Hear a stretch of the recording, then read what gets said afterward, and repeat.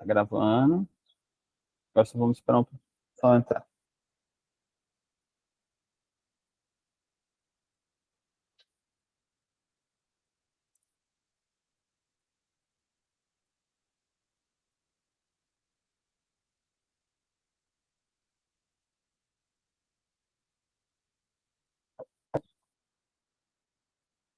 Mas você acha que agora deu problema das outras pessoas?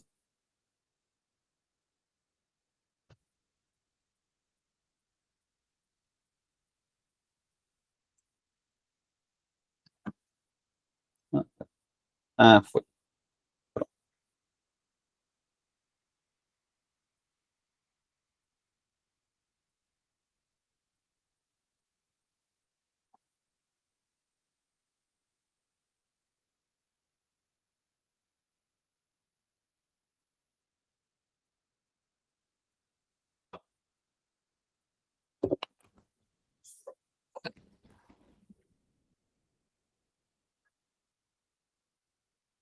Foi? Então, o Joel também tinha entrado. Bem, então vamos seguir. Então, né, a gente vinha pensando na forma como o Freud, a gente já pensou como o Freud leu o caso Dora, né? A gente tentou reconstruir ali um pouco como ele leu. Agora a gente está, né, nesse último encontro, a gente falou um pouco de como Lacan relê o caso Dora, aí a partir, né, de pressupostos teóricos, né, da dialética. Então ele vai recuperar, né, assim, ele tá usando pressupostos teóricos da dialética para entender o que o Freud fez nesse campo da intervenção sobre a transferência. Isso acho que é importante para pensar essa dimensão dos métodos de leitura, que é uma coisa que eu tenho pensado. Se eu parar de vez em quando, porque eu estou aceitando pessoas para entrar. Que esses pressupostos teóricos, né, como a gente tem visto, eles condicionam o próprio caminho ali da abordagem da investigação com o texto. Por exemplo, a abordagem que o Lacan faz do texto do Freud, condiciona, inclusive, os resultados. Né?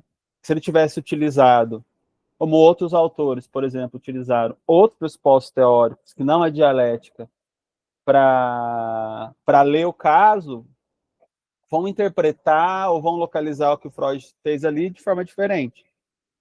Inclusive, o Lacan vai pensar a própria experiência analítica como uma experiência dialética. Né? Ele repete isso várias vezes.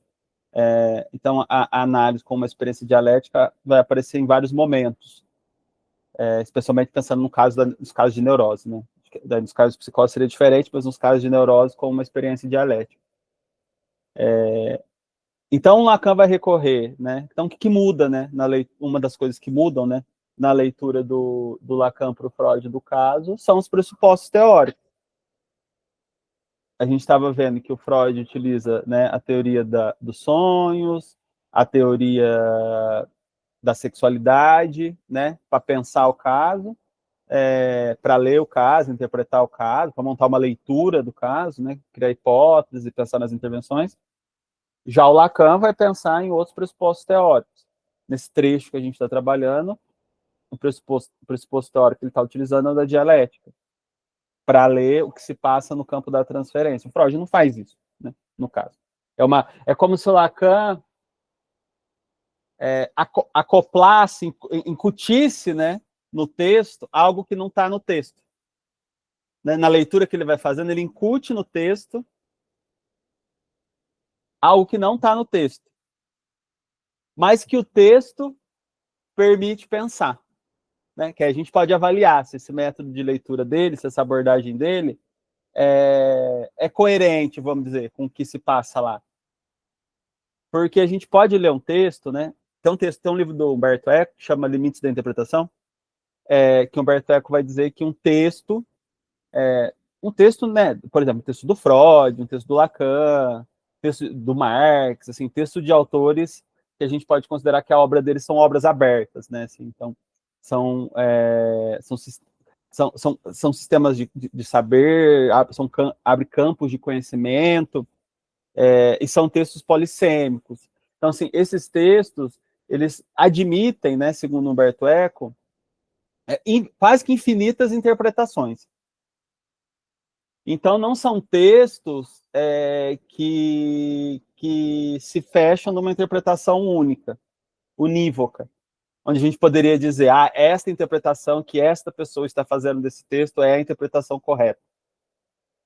Tanto que é por isso, né, que se tem tantas interpretações do texto freudiano, se derivou em tantas outras teorias, kleiniana, winnicottiana, lacaniana, né, e ainda hoje se volta ao texto do Freud, por exemplo, ou ao texto do Lacan, se relê, se reinterpreta, se rearticula, se produz coisas novas a partir daí.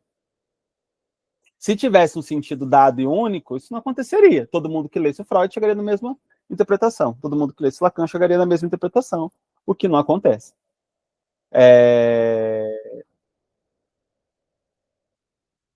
Só que, ao mesmo tempo, por mais que a interpretação seja quase ilimitada, o texto vai apresentar determinados elementos,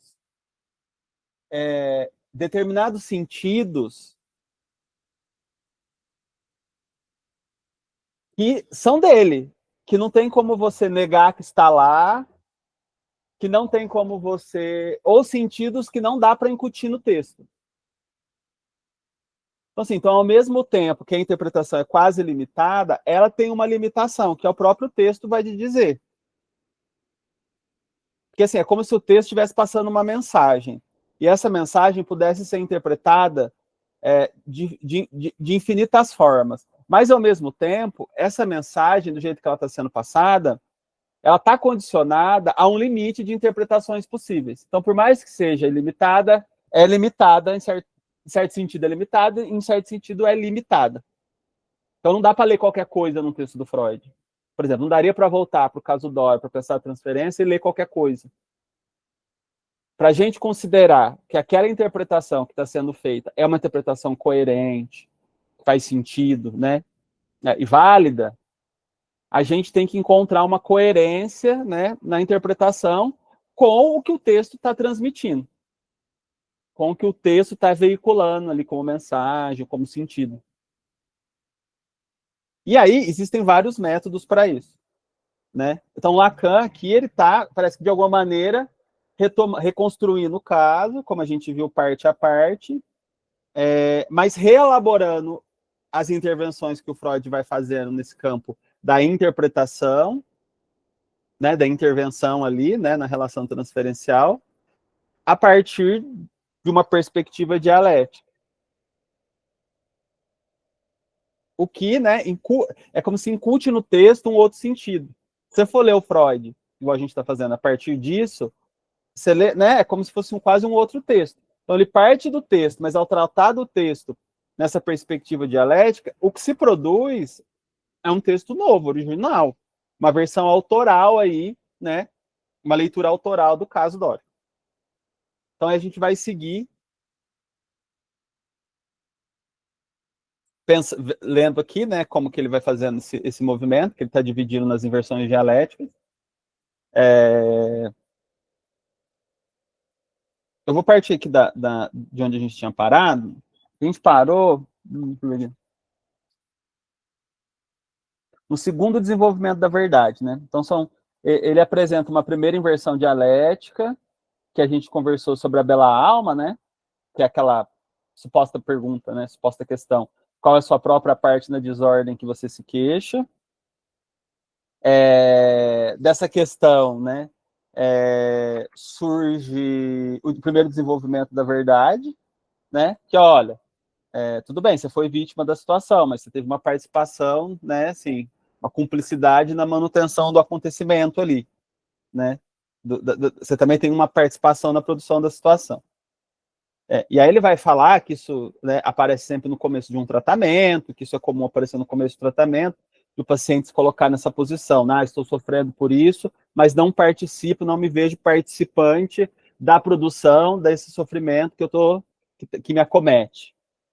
E que aí seria, né, assim, uma primeira inversão dialética, tentar localizar com o paciente que elementos, né, incluem ele na participação da produção do sofrimento que ele está vivendo. Aí eu vou... Quem quiser acompanhar,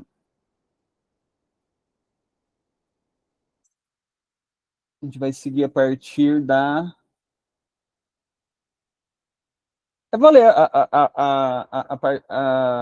deixa eu ver. Tipo, a gente parou, né, na página 218 do Lacan, do Intervenção sobre a Transferência, que ele fala que tinha uma troca ali de bens, de presentes, uma indenização sendo feita para manter também, né, tudo aquilo em sigilo, né? Então o senhor K dava presentes, o pai da Dora também dava presentes para ela, para a senhora K, então tinha uma troca ali, uma circulação de presentes, né? Ele não vai desenvolver muito isso, mas isso aparece no texto. Então, Lacan vai destacar a cadeia de trocas de presentes que acontecia entre os personagens da trama. Tanto a senhora K quanto o senhor K davam presentes a Dora. Aí, na página, né, 218, Lacan vai dizer, abre aspas, ao mesmo tempo, a relação edipiana revela-se constituída em Dora por uma identificação com o pai, favorecido pela impotência sexual. Não sei se vocês se lembram, né? O pai tinha uma relação com a senhora K, mas eles não transavam, né? Porque o pai ele era impotente. Então era uma relação de amantes, mas não era uma relação que ia às vias de fato. Então, ao mesmo tempo, né? Então a relação de piano revela-se constituída por uma identificação com o pai, favorecida pela impotência sexual dele, aliás, vivenciada por Dora como idêntica à preponderância de sua situação de fortuna. Isso é traído pela alusão inconsciente que lhe é permitida pela entrada da palavra fortuna em alemão. Essa identificação transparece com efeito em todos os sintomas conversivos apresentados por Dora, e sua descoberta dá início à eliminação de um grande número deles. A pergunta passa a ser, portanto, que significa, com base nisso, o ciúme manifesto por Dora ante a relação amorosa de seu pai? Esse, por se apresentar de uma forma tão preponderante, requer uma explicação que ultrapassa seus motivos. Então, a partir do momento que começa a se pensar, né, qual que é a participação que a Dora poderia ter na produção ou na manutenção daquela trama, né, na qual ela era vítima, o Freud vai começar a elaborar, né, eu vou trazer aqui o que ele fala, mas vai começar a elaborar uma série de hipóteses sobre o que se passa. Né? Uma delas seria uma identificação com o pai. E essa identificação com o pai teria uma relação com a produção dos sintomas que ela vivenciava. E aí o Freud vai fazer todo um trabalho ali, né, pensando no método que o Freud usava, né, ele partia dos sintomas, da associação livre em relação aos sintomas, para ir restituindo a cadeia, né, de pensamentos que se conectava, né, ao núcleo patogênico, ao conteúdo inconsciente. E através desse trabalho, né, ele cria essa hipótese da identificação com o pai, e através desse trabalho vai se desfazendo, né, um grande número de sintomas. Só que aí, isso é interessante de notar, que várias vezes o Freud, aí ele relança a pergunta. Porque o Freud, ele vai, eu acho que nisso também tem essa dimensão dialética. Se a gente vai ler o texto, ele vai sempre reconstruindo as hipóteses. Por mais que a gente não possa não confiar muito, não confiar, hoje, lendo, né, pensar aquelas hipóteses como acertadas e vendo que muitas não foram. O Lacan, inclusive, coloca, né, assim, critica certas hipóteses dele. Mas a gente vê que todo o trabalho subjacente, do ponto de vista metodológico, do Freud em relação ao caso, é de ficar criando hipóteses que permitam a articulação, que o Lacan chama aqui de confluência, a confluência dos diversos elementos ali do discurso dela, da fala dela, da narrativa dela, para produzir, para encontrar uma certa conexão, um certo sentido, para localizar um certo sentido. Que, né, num campo meio de uma decifração, mas também de uma construção, né? não é só uma restituição de um sentido, mas também parece ter uma, que seria esse caminho de restituir os caminhos para chegar no núcleo inconsciente. Mas também ele vai construindo hipóteses, então ele vai construindo sentidos para orientar a escuta dele, as intervenções dele, a leitura que ele estabelece e as interpretações que ele faz.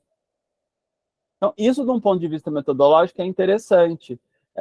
Pensando que o trabalho, né, para o Freud, aí no ponto de vista clínico, se dá por uma construção e reconstrução constante de hipóteses que articulem os elementos do caso, né, que mostre quais conexões que tem. Por exemplo, Caio Freud se pergunta, qual a conexão entre os sintomas conversivos e a identificação com o pai? Aí ele trabalha com isso. Vamos ver, parece que como é que essa identificação com o pai acontecia desde a infância, ela tinha um lugar muito específico na relação com o pai sempre queria ela por perto, para ajudar a tratar dos sintomas que ele tinha, né? Que o pai também sempre muito adoecido. E sempre na época que o pai adoecia, ela também parece que tinha uma doença, ela também adoecia, né? Então ela vai construindo uma hipótese de identificação. E aí os sintomas voltam, alguns sintomas permanecem. Que relação que tem, né, entre esses sintomas e essa identificação com o pai? Aí ele vai investigando. Então, assim, ele vai criando hipóteses a partir do que ela vai trazendo. E isso é um processo investigativo, isso é um processo de pesquisa. Quando a gente vai trabalhar com texto, né, uma pesquisa de um texto, mas a gente vai criando hipóteses, a gente cria hipótese de leitura. Né? Deixa eu ver aqui por exemplo, eu tenho uma hipótese de leitura de que o Lacan trabalhou com métodos de leitura no projeto dele do Retorno a Freud. Então, a partir disso, eu vou lá pesquisar. Quais são esses métodos? Olha, tem esse método aqui que parece que ele utilizou, né, que vai tentar reconstruir as regras de compreensão do pensamento do Freud. Nossa, ele fala disso aqui. Como é que será que é isso? Aí eu vou, mas sempre tem uma dimensão muito. Você vai criando perguntas, e essas perguntas que vão te relançando, né, a construir uma interpretação do texto. Parte do texto é com os elementos do texto, né? Porque o texto ali, né, ele traz elementos, ele condiciona a interpretação que é possível, mas tem um papel do analista ou do leitor, do pesquisador, né, em como vai articular esses elementos. Então, depois que ele vai trabalhando essa questão da identificação com os sintomas, o Lacan vai dizer que o Freud coloca uma pergunta: que significa, com base nisso, o ciúme subitamente manifesto por Dora ante a relação com o pai? Acho que aqui ele está se referindo à impotência sexual.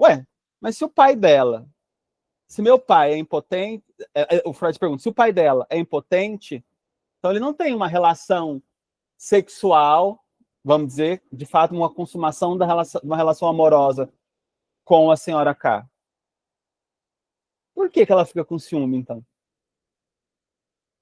E por que o ciúme só aparece agora, depois da cena do lago? Porque o ciúme não apareceu antes. Então, assim, é uma série de perguntas que ele vai se colocando. Por que agora? Por que ciúme? Por que ciúme se a relação amorosa está impedida de se consumar, vamos dizer, por essa dimensão sexual? Por que ela não fez essa denúncia, não se enciumou antes? Ou por que ela não denunciou os assédios do senhor K antes? São perguntas, né, investigativas, para entender, entre aspas, a participação dela na sustentação dessa montagem, dessa trama que produz sofrimento nela. Que é uma participação, né, que está dada aí por uma série de questões inconscientes, de problemáticas inconscientes. O próprio ciúme, né, assim, as causas do ciúme são inconscientes. Dora não sabe.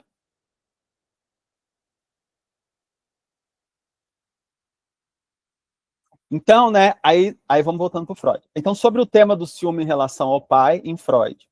Freud relata que Dora tinha um curso de pensamentos hiperintensos ou hipervalentes em relação ao pai.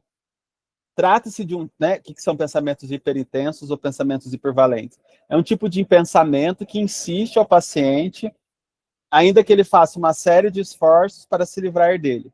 Nenhum esforço é o suficiente para tirar o pensamento da cabeça. Tipo um pensamento intrusivo, né? Pensamento que insiste, que não para de vir, mesmo a pessoa não querendo pensar naquilo. E mesmo a pessoa sabendo, mesmo a pessoa pensando que não quer pensar naquilo. Tipo, eu não quero pensar nisso, mas eu não consigo deixar de pensar. Ou pode ser um pensamento assim, eu sei que esse pensamento não faz sentido, mas eu não consigo deixar de pensar. Isso também seria um pensamento hipervalente, hiperitenso. Aí o Freud fala assim sobre isso, né? Dora sentia acertadamente que seus pensamentos sobre o pai exigiam uma apreciação especial. Dora dizia, né, para o Freud, não consigo pensar em outra coisa, mas ainda... Não consigo pensar em outra coisa, mas ainda sob sua proteção vigilante, que pôde perdurar a ficção que permitiu a relação dos dois amantes prosseguir. Ah, não, gente, desculpa, não fez sentido nenhum. A página está errada, vou voltar. Dora sentia acertadamente que seus pensamentos sobre o pai exigiam uma apreciação especial. Não consigo pensar em outra coisa, queixava-se repetidamente. Meu irmão me diz, na verdade, que nós, os filhos, não temos o direito de criticar os atos do papai. Não devemos preocupar-nos com isso, e talvez até devamos alegrar-nos por ele ter encontrado uma mulher a quem pode confiar seu coração, já que a mamãe o entende tão pouco. A Dora fala, eu entendo isso, e também gostaria de pensar como meu irmão, mas não consigo, não posso perdoá-lo. Então a Dora tem uma dimensão, uma relação crítica com esse próprio ciúmes que ela sente do pai, mas é um tipo de pensamento que insiste e persiste e ela não consegue esquecer. Então, portanto, né, assim, o Freud vai pensar, nossa, mas por que ela não consegue esquecer? Por que esse pensamento insiste tanto? Porque você vê, o irmão dela não se preocupa com isso. Porque se ele não tem uma relação, ela pensa, se ele não tem uma relação mais com a minha mãe, por que não pode ter essa relação com a senhora K? Que seria isso, né? Uma coisa é, tá, ela não quer fazer parte dessa trama, ela não quer ter uma relação com o senhor K, mas por que ela quer impedir o pai dela de ter uma relação com a senhora K e fica tão mal com isso? Por que ela não vai, né, sai dessa trama e vai viver a vida dela? Por que ela se sente presa? São todas questões, né, que são colocadas a serem investigadas. É nesse sentido que, né, que o Freud está tentando investigar qual que é a participação dela na manutenção dessa, vamos dizer assim, dessa captura dela nessa trama. Por que ela não consegue sair disso, esquecer isso? Por que ela ficou tanto tempo nisso? Mas não é no sentido de uma responsabilidade pelo que está acontecendo. É porque que ela fica presa numa situação que produz tanto sofrimento para ela. Então, diante desses pensamentos hiperintensos sobre o ciúme em relação ao pai, Freud se pergunta o que eles viriam a reprimir. Para ele, tais pensamentos têm uma função sintomática reativa, que visa mascarar um conteúdo inconsciente que não pode aceder à consciência. Que essa é sempre a hipótese dele, né? Como é inconsciente, obviamente, Dora não tinha notícias, né, do que tais pensamentos representavam. Freud, para avançar em sua interpretação do caso, propõe uma hipótese sobre o que esses pensamentos visavam encobrir. Então, você vê, então ele vai criando toda uma hipótese, a partir disso ele vai fazendo toda uma investigação, mas a hipótese dele, então tá, então esses pensamentos hiperitensos, eles vêm recobrir, não, eles vêm dar notícias, né, eles vêm representar uma problemática que não está evidente para Dora, porque ela é inconsciente. Aí ele vai propor uma interpretação, uma hipótese de leitura sobre esses pensamentos. Aí o Freud fala, ela, a própria Dora, desconhecia a raiz de sua inquietação compulsiva quanto à relação do pai com a senhora K por situar-se no inconsciente. Ele coloca inquietação compulsiva porque ela não conseguia se controlar, não conseguia parar de pensar nisso, ela estava atormentada com isso. Não é difícil adivinhar essa raiz a partir das circunstâncias e manifestações.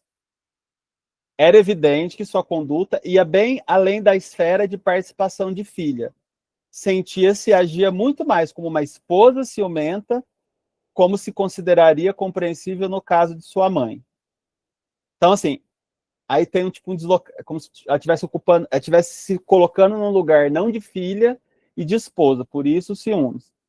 Com sua exigência, aí abre aspas, ela ou eu, fecha aspas, com as cenas por ela protagonizadas e com a ameaça de suicídio que fez entrever, era evidente que ela estava se colocando no lugar da mãe. Sua inclinação estava voltada para o pai, em maior medida do que ela sabia, ou mais do que gostaria de haver admitido, de que estava apaixonada por ele. Então, assim, então a hipótese do Freud é de que ela estabeleceu uma rivalidade, né, com a senhora K. Como se a senhora K tivesse roubado um lugar, né? Ele fala de esposa aqui, mas tivesse roubado um lugar que era dela. Né? Assim, olha, tem um lugar ali específico na relação com meu pai, esse lugar de alguém que ele ama, que não era a mãe dela, né? Que era ela, e essa mulher vem e rouba esse lugar. É por isso que gera o ciúme. Como se ela estivesse aí sendo traída, né? Perdendo o seu lugar. Sendo abandonada, traída, né? Porque você vem essa lógica, ela ou eu. Não é ela e eu, como se só pudesse existir uma ou outra. Eu não poderia ter uma relação com a senhora K, uma experiência amorosa com ela, e ainda assim ter uma relação com a filha, e uma experiência de amor com a filha. É como se fosse uma ou outra. Essa é a hipótese do Freud. Assim, mais do que concordar com a hipótese dele, eu acho que não é essa a dimensão que nos interessa. O que nos interessa aqui é como ele vai construir, de novo, construindo uma hipótese. Então, é sempre no campo da hipótese. Você vê que ele vai conectando os acontecimentos, os diversos elementos do discurso.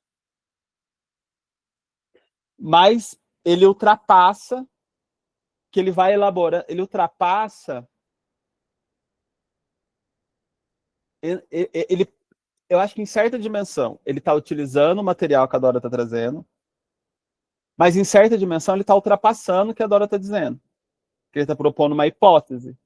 Ele agrega um sentido, né? Assim, ele agrega um sentido, ele agrega uma interpretação, né? Ele produz uma interpretação, essa interpretação agrega um sentido, né? Que articula vários elementos e que diz da posição da Dora, de como ela se sente e de como se dá a relação entre o pai e a senhora K. Então, assim, ele cria uma articulação entre vários elementos, mas ele propõe uma interpretação, um sentido ali. Sempre hipotético. Que, né? Aí ele continua, né? Aí o Freud relata que quando criança, devido às várias doenças vividas pelo pai, Dora e eles ficaram muito próximos. Havia assistência ao enfermo que só ela podia realizar. O pai a tomava como confidente, ainda quando ela era uma menina. Com o aparecimento da senhora K, não foi a mãe que perdeu o lugar, foi ela. Então, ela tinha um lugar muito específico de parceria, de confidência, de acompanhante do pai, e ela perde esse lugar, né? A senhora K vai aparecer lá pelos 12, 13 anos dela, ela perde esse lugar. Essa é a hipótese dele. Mas você vê que não é algo que Dora diz? Dora não falou isso. Isso é uma interpretação. Então, toda interpretação inclui agregar um sentido no texto que não está no texto anteriormente, né? Nessa lógica.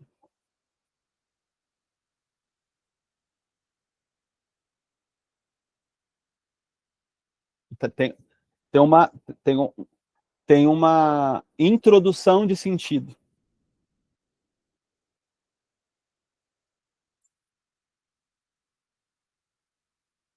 Que o Lacan também está fazendo, né? Quando ele está relendo o caso Dora. Que todo mundo faz em todo trabalho clínico, não tem. Não, inclusive, faz parte do trabalho isso.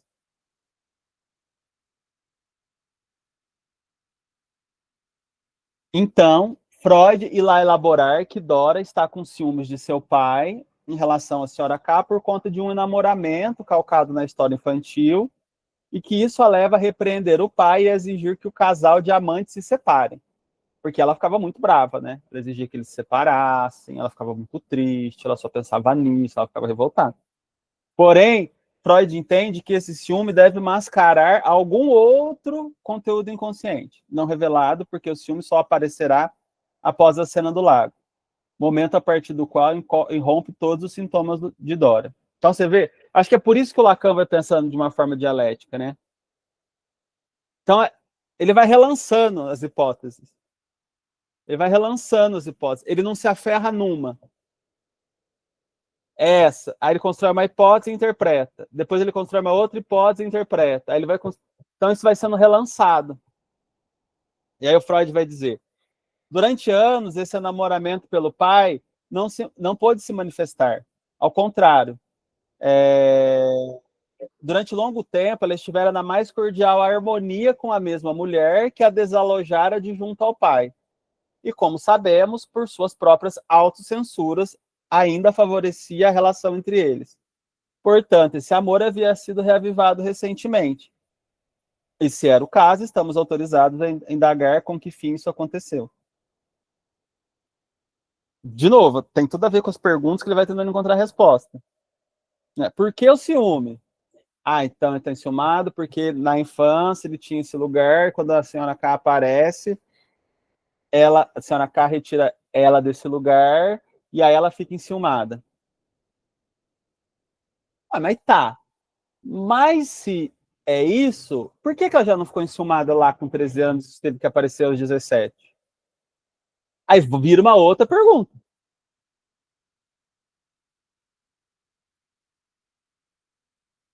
Que é isso, portanto, esse amor havia sido reativado recentemente. E se esse era o caso, estamos autorizados a indagar com que fim isso aconteceu. Por que isso apareceu agora? Por que esse ciúme apareceu agora e não antes? Com que fim, né? Com que objetivo? Com qual função? Então, a partir da hipótese de que esse ciúme estava a serviço de uma moção inconsciente, Freud coloca a pergunta: por que esse ciúme aparece nesse momento, após a cena do lago, né?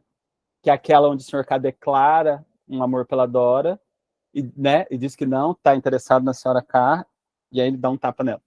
Qual que é a função desse ciúme? Aí, de novo, a gente está pensando, né? O ciúme, né? O ciúme aqui é esse pensamento interintenso, né? É considerado como um sintoma reativo que veio reprimir outra coisa cuja força consciente era grande. É interessante notar como Freud faz a análise do caso avançar. Ele vai construindo conjecturas sobre o que poderia estar em jogo no aparecimento de determinado fenômeno, nesse caso, o ciúme. Ele não sabe de antemão qual conteúdo está conectado, o que ele pretende reprimir, mas supõe que há algo ali que deve ser investigado. Que essa é a lógica, né, da teoria psicanalítica que ele está trabalhando e, consequentemente, do método. Se aparece um sintoma, esse sintoma, na neurose, né, esse sintoma, ele é sobredeterminado, né, por uma série de linhas ali, de cursos de pensamento que vão remeter a moções inconscientes, conteúdos inconscientes, que tiveram que ser reprimidos porque não podiam ser acolhidos, vamos dizer, na consciência, assim, de forma simples, pensando. Então, o trabalho da análise é fazer a reconstituição desses caminhos, para identificar o que de fato está em jogo ali, ou quais os elementos que estão em jogo ali na produção daquele sintoma. Porque, né, o sintoma sempre vem num lugar de algo, né? É sempre deslocado, sempre vem num lugar de algo. É interessante notar como Freud faz... Ah, não, isso que eu já falei. A conjectura que Freud irá propor de início para elucidar os motivos desse ciúme tão virulento pelo pai está ligada à relação de Dora com o Sr. K, supondo que o amor por ele estava reprimido. Essa é a primeira hipótese, mas ele vai mudar. Aí o Freud fala: vi-me obrigado a supor que o seu enamoramento ainda perdurava, mas que encontrava, desde a cena do lago, por motivos desconhecidos, uma forte resistência de sua parte. Você vê, Freud, ele não tem nenhum pudor em tratar com... Ele vai elaborando hipóteses, ele não tem nenhum pudor de falar, ó, por motivos desconhecidos, né? Então tinha uma forte resistência de sua parte. E que a moça teria desencavado e reforçado a antiga inclinação pelo pai, para não ter de perceber nada em sua consciência sobre o amor de seus primeiros anos de mocidade e possa se tornar a peso para ela. Então é como se o ciúme do pai na relação com a senhora K tivesse vindo naquele momento, ela reativou esse namoramento pelo pai naquele momento para escamotear, né? Ou aquilo veio no lugar do seu enamoramento pelo senhor K. Nossa, então eu me percebo aqui enamorada pelo senhor K, eu não posso aceitar que eu estou enamorada por ele. Né? Claro que ela não pensa isso, né? Assim, mas seria esse o que aconteceu. Então é reativo esse namoramento pelo pai para deixar afastado, né, da consciência o enamoramento pelo senhor K.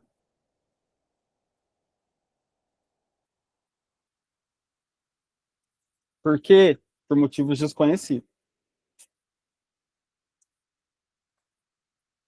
Assim, para Freud, o ciúme do pai vinha mascarar o apaixonamento de Dora pelo senhor K, que não podia ser reconhecido e aceito. A hipótese de Freud é que Dora vivenciava um conflito psíquico. Por um lado, ela lamentava ter recusado as investidas românticas feitas pelo senhor K, sentindo falta de seu afeto. Por outro lado, havia uma forte corrente contrária que se opunha à falta que sentia do senhor K. Então tinha essa, na hipótese do Freud, que ela vivenciava esse conflito, mesmo que ela queria, vamos dizer, ter embarcado ali numa aventura romântica com ele, né? Mas ela o rejeitou, então sentia a falta desse afeto. Ao mesmo tempo, tinha uma outra corrente de pensamento que dizia que aquilo era errado, que ela não podia se envolver nisso, que ela não podia participar disso. Essa é a hipótese dele. Importante notar que Freud sustenta a conjectura de que Dora estava apaixonada pelo Sr. K ao longo de todo o caso, que seria desde lá do começo. Lacan não está alinhado com essa, porque ele já falou disso em vários momentos, né? Ela tinha um namoramento por ele já propôs essa interpretação para ela disse que não, ele insiste, aí chega um momento que ela fala que talvez, em algum momento ela tenha pensado, mas ele insiste muito nisso. Lacan não está alinhado com essa interpretação da relação existente entre os dois, pelo contrário. Aponta que a problemática central não era o enamoramento de Dora pelo Sr. K, mas seu fascínio pela Sra. K. Veremos isso adiante. Então, Lacan ele vai propor uma outra interpretação. Dora não estava enamorada pelo Sr. K. Ela estava fascinada por algo que ela localizava na Sra. K. Para Freud, Dora se convenceu de que não tinha interesse pelo Sr. K, portanto, não havia nada mais a tratar com ele, e substituiu na consciência interesse recalcado pelo ciúme exagerado do pai. Aí o Freud fala, para se proteger do enamoramento pelo Sr. K, que constantemente acossava a consciência, teve de evocar e exagerar a inclinação infantil pelo pai. Isso, né, a gente tem que lembrar que são todas operações que ele está supondo inconscientes, né? Ela não faz isso de caso pensar. Então ela não tem responsabilidade sobre isso, né? Nesse sentido que as pessoas pensam de responsabilidade subjetiva. Agora, o enamoramento recalcado pelo Sr. K seria uma das determinações do ciúme exagerado pelo pai. Né? Então ele encontra uma resposta. Por que o ciúme? Por que o ciúme agora? Por que o ciúme pelo pai? Por que depois dessa cena do lago? Então ele vai encontrando uma resposta para essas perguntas. Então tem sempre uma pergunta que orienta, né, as intervenções e que orienta também como ele vai articular a interpretação. Freud levanta mais uma hipótese sobre outra determinação inconsciente que agia fazendo a manutenção desse ciúme. E que, lembrando que para o Freud todo sintoma é sempre sobredeterminado, né? Então, de novo, como um texto, um sintoma, né, tem múltiplas interpretações. Então, uma pessoa pode vir falar do sintoma e falar do sintoma, sessão, e você dá várias interpretações para aquele sintoma. Ela pode falar da história de vida dela e a cada vez uma interpretação nova surgir. E assim, como é sobredeterminada, né? A ideia da condensação, da sobredeterminação.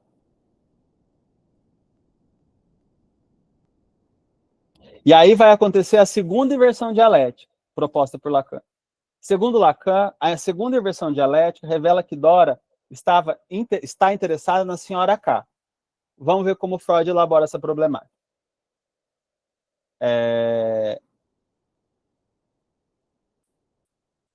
Primeiro, há que se considerar que os sintomas... já falei isso, que sintomas são sobredeterminados, isso é, são compostos pela uma série de combinações de emoções inconscientes. Freud aponta como isso complica a interpretação do caso, pois faz com que seja necessário lidar com camadas de sentido, várias camadas de sentido para o mesmo sintoma. Lembremos que estamos tratando aqui do ciúme exagerado que Dora sentia por seu pai.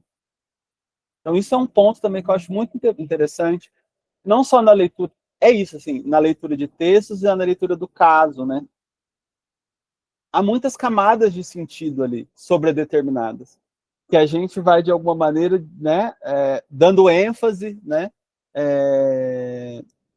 Pode dar ênfase para uma, dar ênfase para outra, a depender da hipótese que você está construindo de leitura.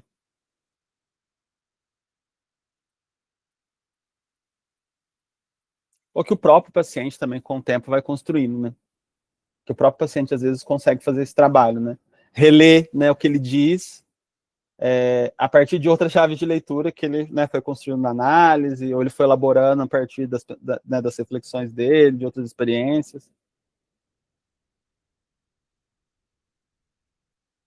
Então, a gente está falando do ciúme exagerado que Dora sentia pelo pai. O que o Freud afirma? Abre aspas. Por detrás do curso hipervalente de pensamento que se ocupava com a relação do pai com a senhora K, também se escondia, de fato, uma moção de ciúme cujo objeto era essa mulher. Uma moção, portanto, que só podia basear-se na inclinação pelo mesmo sexo. Aí surge para o Freud, constrói uma hipótese de que tinha um interesse de Dora pela senhora K e que o ciúme dela também se referia ao amor que ela sentia pela senhora K. Aqui ele está colocando de uma inclinação pelo mesmo sexo, né, no campo de uma homossexualidade. Mais uma virada na interpretação do caso, né, consequentemente da transferência. Freud supõe que Dora mantém um enamoramento pela senhora K, uma disposição homossexual significativa produzida pela repressão da energia da libido sexual que não podia ser direcionada para o senhor K. Inclusive, Freud acredita que o erro técnico que ele cometeu na condução do caso se refere a esse tema. Então, uma outra leitura que o Freud faz é que, por Dora não poder, né, vamos dizer, direcionar a libido sexual para o senhor K, ela direciona para a senhora K, o que gera uma relação ali de afeto, de amor. E aí ele fala, né, abre aspas, me parece que meu erro técnico tenha consistido na seguinte emissão: deixei de descobrir a tempo e de comunicar a doente que a emoção amorosa homossexual pela senhora K era mais forte, era a mais forte das correntes inconscientes de sua vida psíquica. Então, essa é uma interpretação, é uma hipótese que ele elabora a posteriori, depois que a Dora já interrompeu um tratamento. Ele revê o caso e pensa, nossa, eu acho que tinha essa emoção aqui inconsciente em jogo, e eu devia ter elaborado uma interpretação e comunicado à paciente, mas eu não fiz. Por isso que ela foi embora. Fui pelo caminho errado. Fiquei insistindo nesse amor que ela tinha pelo senhor K, mas, na verdade, o amor mais importante em jogo aqui é o que ela tinha pela senhora K. A partir dessa hipótese, Freud se questiona: como teria sido sua relação com a senhora K antes de elas romperem? E ele recupera como era a relação entre as duas e o lugar que a senhora K ocupava para Dora. Aí o Freud vai dizer: fiquei sabendo então que a jovem senhora e a menina, que ainda não era adulta, haviam vivido ao longo dos anos na maior intimidade. Quando estava hospedada na casa dos K, Dora compartilhava do dormitório da esposa, o marido era desalojado. Ela era a confidente e conselheira da esposa em todas as dificuldades de sua vida conjugal. Não havia nada sobre o que não conversassem. Quando Dora falava sobre a senhora K, elogiava seu corpo encantadoramente branco, em um tom que era mais apropriado a uma enamorada do que a um rival derrotada.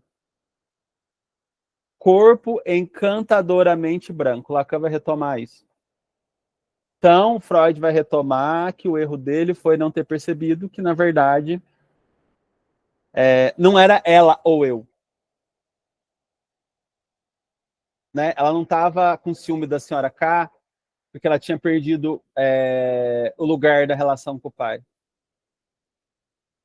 Mas que ela estava com ciúme da senhora K, porque ela teria perdido o lugar de amor para a senhora K.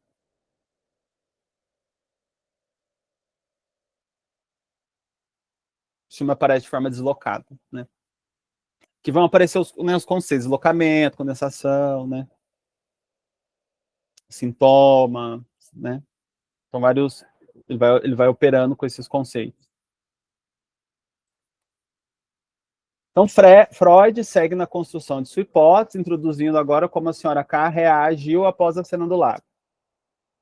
O pai, Sr. K, não, o pai, Sr. K e a senhora K desacreditam da Dora, dizendo que ela estava fantasiando com o intuito de fazer a manutenção das relações de troca estabelecida entre eles, né, na qual Dora era colocada como moeda de troca. A senhora K revelou que Dora lia livros sobre temas sexuais e utilizou isso contra Dora. Aí o Freud fala: o Sr. K depreciou a garota, apresentando um trunfo. Uma garota que lê livros dessa espécie, interesses por coisas dessa natureza, não pode exigir nenhum respeito de um homem. Portanto, a senhora K a havia traído e denegrido. Só com ela falava sobre manteigaça e sobre temas embaraçosos. Porque, assim, na verdade, esses livros, né, que a senhora K diz que a Dora lia, esses livros sexuais, ela lia com a senhora K. Era a senhora K que apresentava para ela. Então a senhora K atraiu. A senhora K, né, o Freud diz, havia sacrificado inescrupulosamente para não ser incomodada com a relação com o pai. Então é como se a senhora K tivesse escolhido o pai, né? Ela me traiu, ela escolheu meu pai e não me escolheu. Assim, Freud sustenta a hipótese de que a corrente de pensamentos hipervalentes que levava a Dora a se ocupar da relação entre seu pai e a senhora K, com ciúmes excessivos, tinha a função de reprimir tanto o amor que já tinha sido consciente pelo Sr. K, quanto o amor inconsciente pela senhora K. Aí o Lacan vai introduzir a segunda inversão dialética. A gente teve a primeira, né? Agora ele vai trazer a segunda inversão dialética. Aí ele vai dizer, na página 219, a segunda inversão dialética, que Freud efetua através da observação de que ali não é realmente o pretenso objeto do ciúme que constitui seu verdadeiro motivo, mas que ele mascara o interesse pela pessoa do sujeito rival, né, senhora K, interesse esse cuja natureza, muito menos assimilável no discurso comum, só pode exprimir-se dessa forma invertida. Daí surge, né, que vai surgir o terceiro desenvolvimento da verdade. Mas então Lacan vai propor que é uma segunda inversão dialética no caso. A primeira é aquela de reconhecer a participação, né, na ordem do psiqueixo. E a segunda inversão dialética é perceber que o ciúme que parecia ser pelo pai não é. É pelo sujeito que parece que é o sujeito rival, mas que não é. Está deslocado. Então confunde, né? Parece de forma invertida.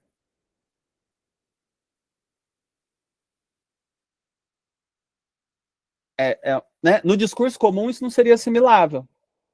No sentido, no discurso intuitivo, seria difícil pensar isso. Como é que você pensa isso? Né?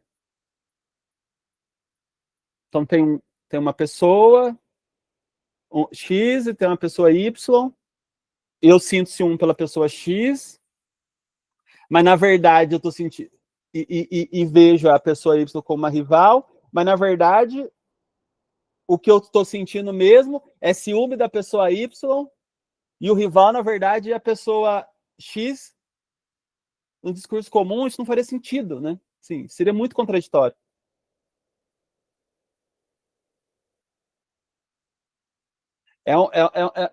É um tipo de construção, né? Assim, é um tipo de lógica, inverte a lógica intuitiva, né? Inverte a lógica do senso comum.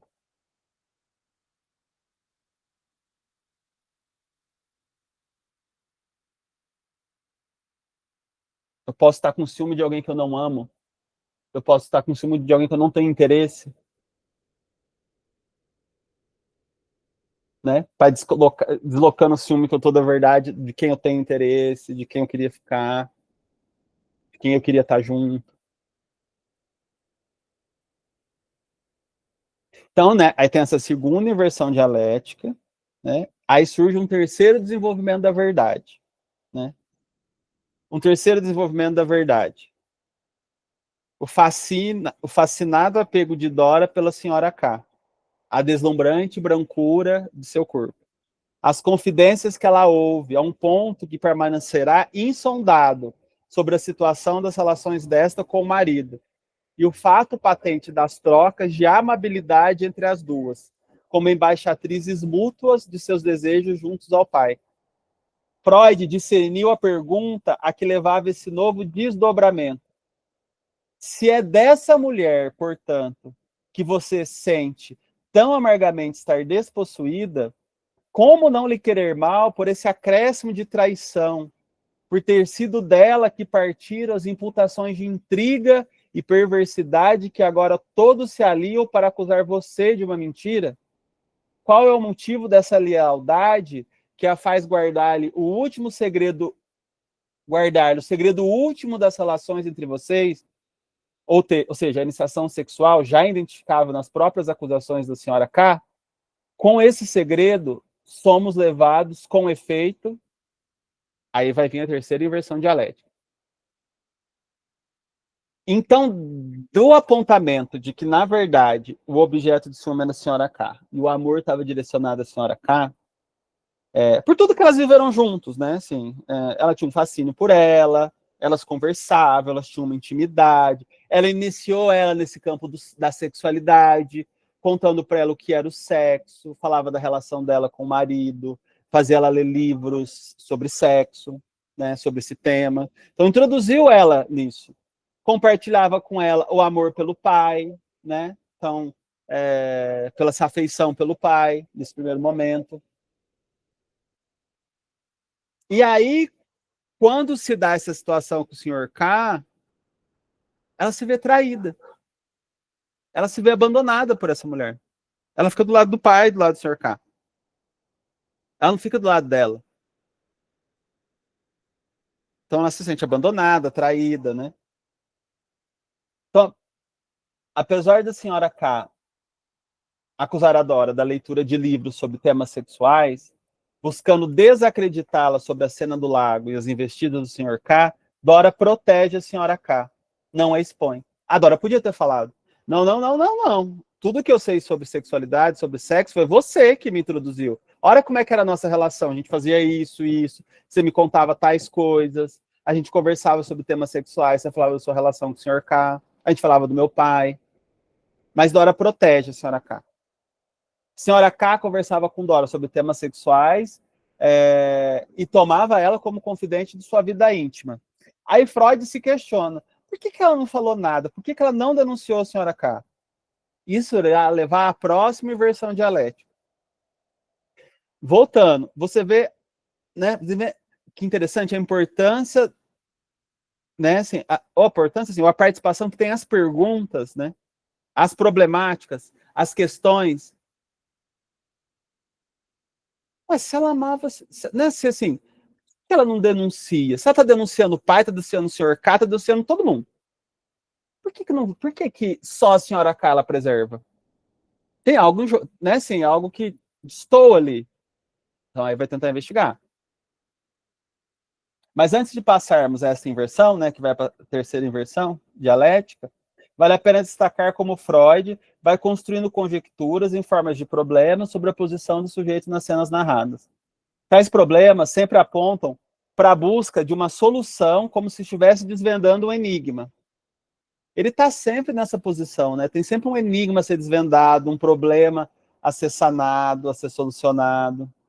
Vamos ver isso ao longo de todo o caso, porque Dora mantinha a relação com o Sr. K, com os K, se essa situação produzia sofrimento nela, porque Dora se preocupava tanto com a relação do pai com a Sra. K, porque Dora protegia a Sra. K, apesar dela ter mentido e a ter desacreditado.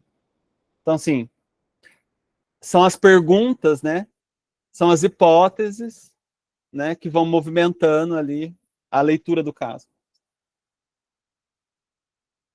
Terceira inversão dialética. Lacan agora, né, página 220. A terceira inversão dialética, aquela que nos forneceria o valor real do objeto, que é senhora K para Dora. A terceira inversão dialética, né, aquela que nos forneceria o valor real do objeto, que é senhora K para Dora. Isso é, não de um indivíduo, mas de um mistério. O mistério de sua própria feminilidade, quer dizer, de sua feminilidade corporal. Como se evidencia sem nenhum véu no segundo dos dois sonhos cujo estudo compõe a segunda parte da exposição do caso Dora. Sonhos a que rogamos que as pessoas se reportem para ver como sua interpretação se simplifica com nossos comentários. Aqui é interessante, né? Então, a terceira inversão dialética revelaria qual que é o valor real que a senhora K teria para Dora. Não de um indivíduo, então não é do campo do enamoramento, para o Lacan, mas do mistério da feminilidade. Como se a senhora K revelasse para ela, né, o que é o campo do feminino. Veja lá o que ele quer dizer com isso aqui nesse caso, né? Não vamos entrar nisso. Mas o que seria essa feminilidade corporal? Porque assim, a senhora K falava de sexo, de temas sexuais, ela tomava ela como confidente, falava da relação com o senhor K. Ela era uma menina, ela não tinha acesso a isso. Assim, ela era uma mulher que parecia que trazia, né, algo do mundo da feminilidade que talvez ela estivesse aprendendo, entrando. E essa é uma parte, né? A gente pode concordar, não concordar, questionar, né? Pensar que o Lacan aqui está sendo se é uma perspectiva machista, dá para a gente até problematizar a leitura dele. Mas acho que não é essa dimensão que a gente vai fazer agora. O interessante é que ele traz essa terceira inversão dialética, que não foi feita, né? Dora foi embora antes disso. Ele acha que essa é a intervenção que o Lacan devia ter feito para, né? Ele teve a investigar por aí, né? Criar essa hipótese.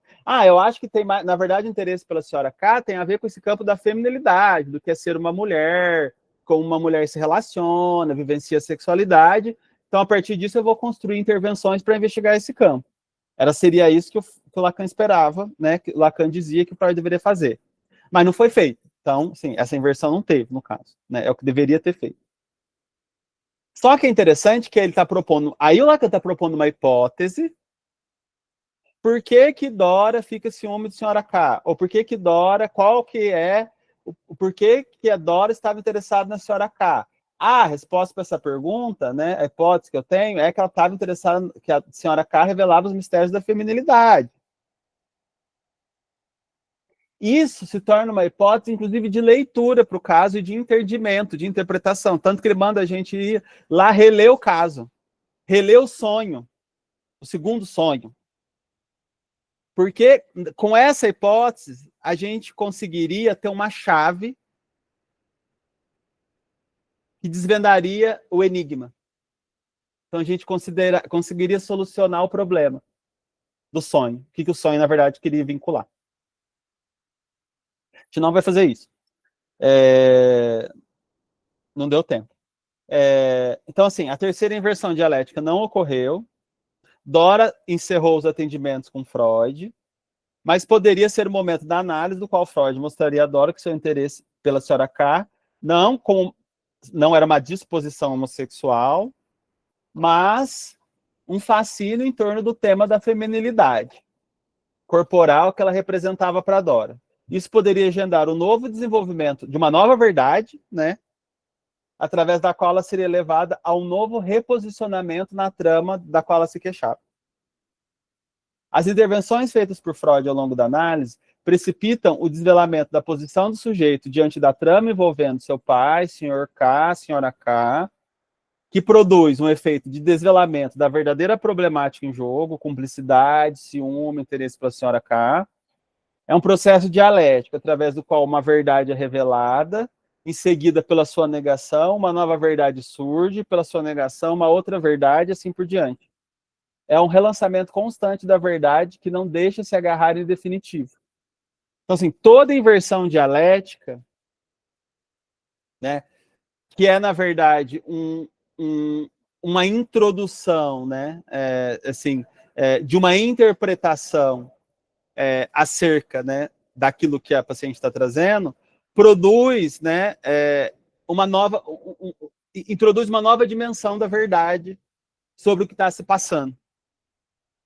Então, novas verdades vão surgindo de forma dialética. Então, ela vai sempre sendo relançada, né?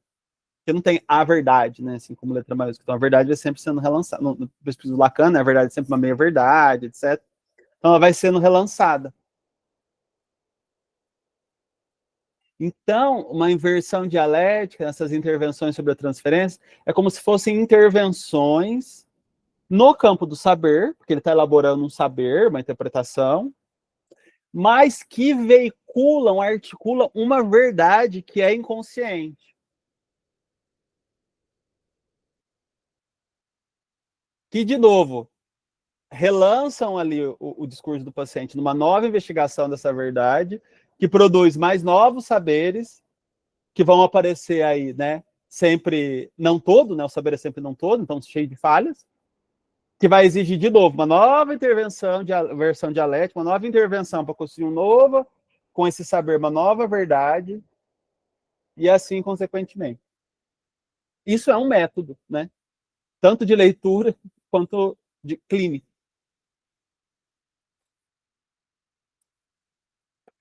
Foi isso, gente, é isso que eu pensei, deu tempo, né?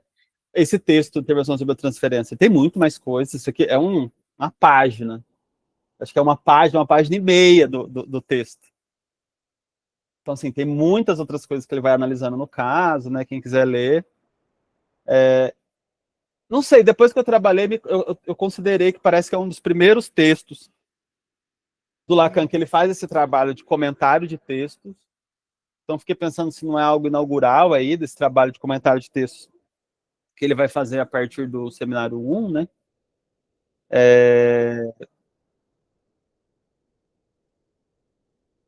Bem, é isso, assim. Aí vocês têm algum comentário, algum questionamento,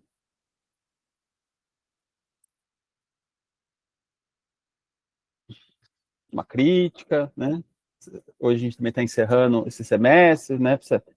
A gente vai depois voltar semestre que vem, alguma sugestão?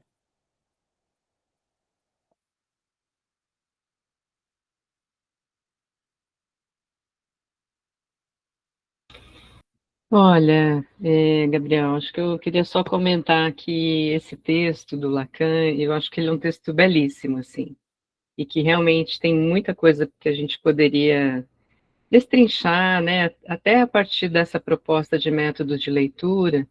E aí eu queria destacar justamente a questão da transferência, né, como aqui ele realmente vai fazer uma outra compreensão, né, do que é a transferência, a partir do caso Dora, a partir da leitura dele, do Freud. Então, realmente, acho que mereceria aí a gente ter mais tempo para aproveitar desse texto mais, né? Enfim, mas quero agradecer aí a proposta do grupo, achei muito importante, espero continuar aí no próximo semestre com vocês. Sim, valeu. Todo o texto, né, do Lacan, assim, é isso, né? Assim, dá para trabalhar, né? Que tá falando das interpretações, dá para trabalhar de muitas formas, né? Então, assim, dependendo das chaves de leitura que a gente vai construindo, dos objetivos, né? Por vários caminhos, né? Nossa, dá para trabalhar por anos, daria para trabalhar por anos esse texto.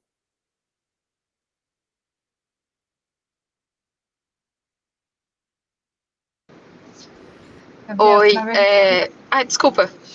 Não, pode falar, depois eu volto. Não, eu queria... Eu não tô breve, mas intensa, assim. Não tá Opa, ouvindo? agora voltou. Oi. Não, para mim foi assim uma reincursão, né, nesses dois textos que a gente na formação lê, relê, mas agora de uma outra perspectiva, que foi muito legal, assim, breve e mais intensa. É isso, eu fiquei com gostinho de quero mais. E eu queria saber se você já sabe qual que é a ideia para o próximo semestre. Ah, sim. Então, eu tô pensando para o próximo semestre, né? Eu não sei se eu vou trabalhar um texto do Lacan em específico, né? Porque eu fiz um mapeamento dos primeiros do seminário, dos primeiros textos, 53. Agora a gente pode até considerar esse também, né? De 50, esse do Lacan, de qual que é? 51 até 51, 52, 53, 54, 53, 54, 55, 50, até 56, que é dos seminários, né? Seminários e escritos, né? Outros escritos, tal. Tem a coisa freudiana, tal. Também ele fala. Eu fiz um mapeamento, eu fui lendo, né? E fui tentando identificar as citações que ele fala sobre método de leitura. Então, o que eu estou pensando no semestre que vem é ir trabalhando, né, ao longo desses seminários, desses textos, mas com as citações, né? Trazer as citações e a gente trabalhando isso no sentido de tentar fazer que esse seria o objetivo central da minha pesquisa, assim, que é uma coisa bem difícil, que eu estou tateando aí, né? Reconstruir qual que é, né, quais são os métodos de leitura que o Lacan usou, que não é um só. Então, seria, de alguma maneira, com esse trabalho, seria reconstruir os métodos de leitura que compõem, né, o que ficou conhecido ali como o projeto de retorno a Freud. Que é assim, como ele leu, né? Assim, quais pressupostos teóricos. Por exemplo, igual a gente pegou Freud, tem um pressuposto do sonho, da sexualidade e tal. Aí o do Lacan da dialética. Agora, assim, quais foram os pressupostos que ele foi usando, no geral, para compor esse retorno? Mas desse sentido do método de leitura, né? Da parte metodológica. Então, estou pensando em fazer isso. Legal. Aí, né, talvez eu para um pedaço desse texto e tal, mas porque é difícil trabalhar um texto em específico, porque ele não tem um texto que ele fala disso, né? Não é embora eu estou propondo uma hipótese que ele trabalha com métodos de leitura, que isso vai aparecendo ao longo da obra dele, ele não tem um texto onde ele fala disso. De forma tematizada, assim, né? Hoje vou falar... Igual hoje, estou aqui falando sobre neurose, estou aqui falando sobre perversão, estou falando sobre objeto A, estou falando sobre... Não tem. E aí, né, ele faz algumas referências a alguns autores, talvez também trazer esses autores, né, assim, para a gente ler, né.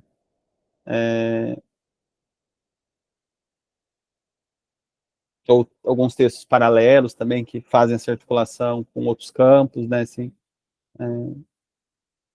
Mas isso foi isso que eu pensei. Então, né, trabalhar com esse material, com essas citações, né, assim. Vai construindo, extraindo é um pouco isso, assim, tentando ver como que se estrutura esse retorno A, né, desse ponto de vista do método, que lógica que ele tem, que tipo de efeitos que ele tem, né, na hora de pesquisar, que resultado isso produz. Porque quando a gente vai, né, ler os autores que falam sobre os métodos de leitura, o método que você usa condiciona a maneira como você interpreta, consequentemente, o resultado. Então já tem uma determinação anterior. Então já cria um limite para a interpretação, o método que você está usando.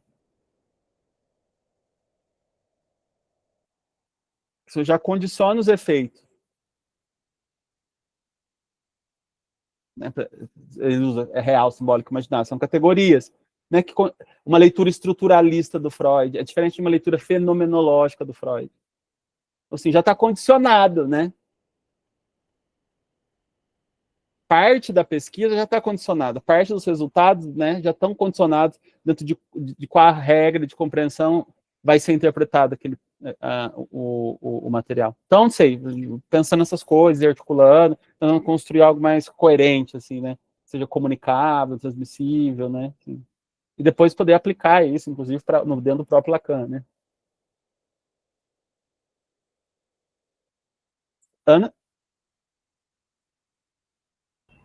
Na verdade, eu ia fazer só uma observação que eu achei muito interessante como você vai conduzindo sobre isso de manter esse rigor, né, e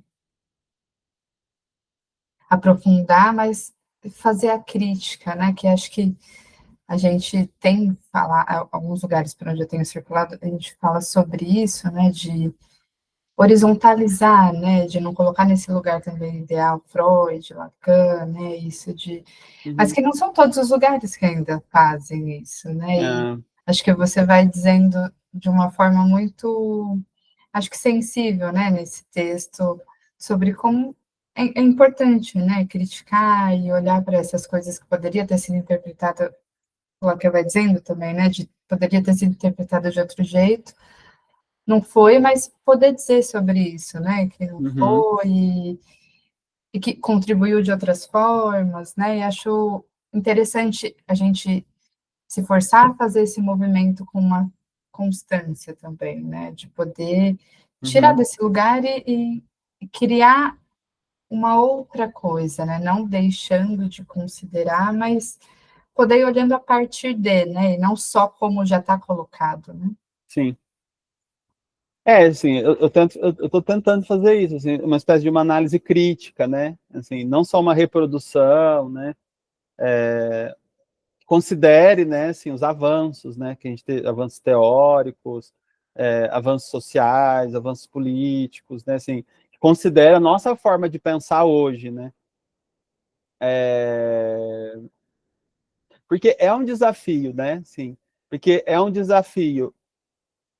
Porque, assim, ao mesmo tempo que eu sinto que eu preciso fazer um esforço de entender o que o Freud estava pensando, tal como ele pensava na época, né?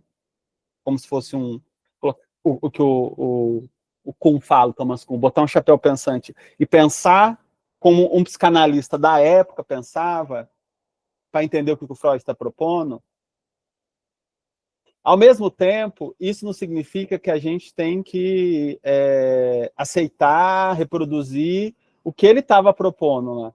Então, assim, é mais uma estratégia metodológica para entender o pensamento, porque também isso nos permite depois, né, num segundo momento, criticar esse pensamento.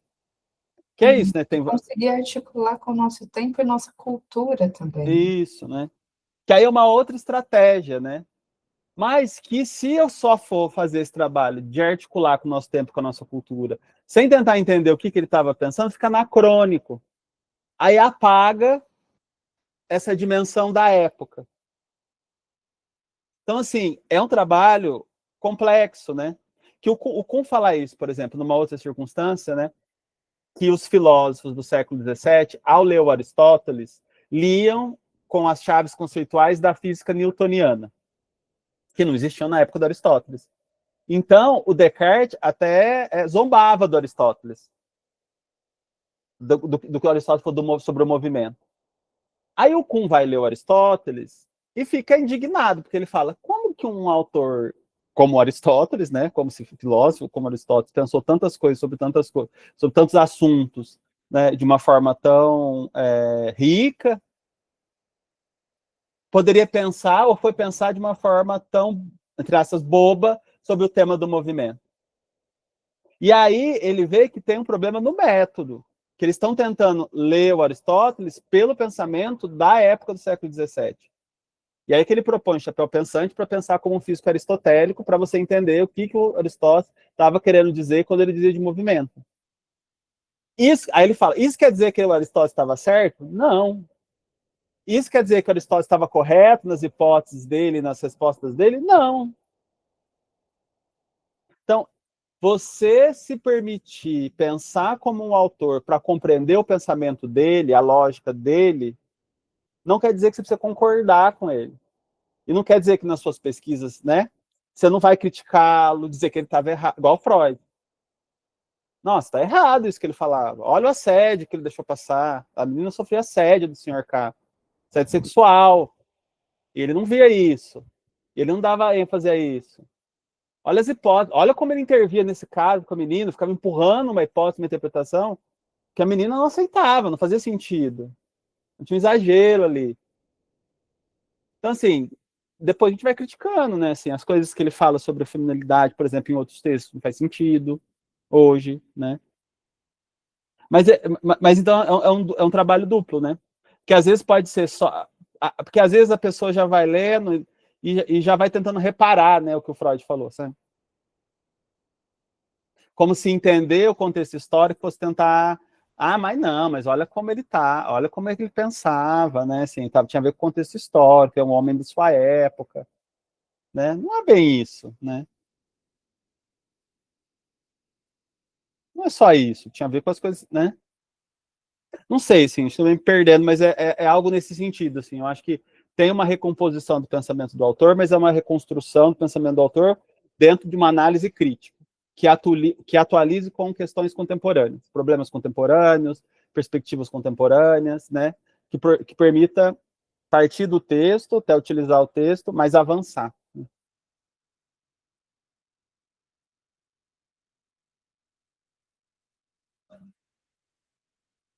Tá bom, então? Então, obrigado, pessoal, pela participação. Aí depois, né, eu publico lá no grupo, né, mas a gente volta às atividades em março, né, na Pola normalmente. Mas eu aviso vocês, tá bom? Obrigado. Tchau, bom final de ano.